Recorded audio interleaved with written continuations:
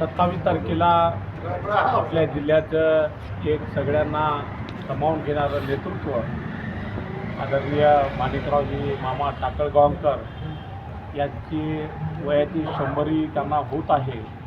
त्या निमित्तानं या देशाचे नेते आदरणीय शरदचंद्रजी पवार साहेब हे सुद्धा त्यांना शुभेच्छा देण्यासाठी येत आहेत.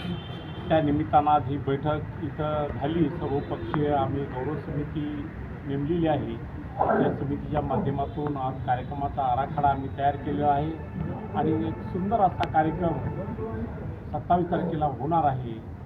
100 वर्ष त्यांनी जे आपलं आयुष्य जगलं, त्यांच्या आयुष्यात त्यांनी खूप मोठं योगदान या शहरासाठी, ग्रामीण भागासाठी आणि एक सच्चा कार्यकर्ता.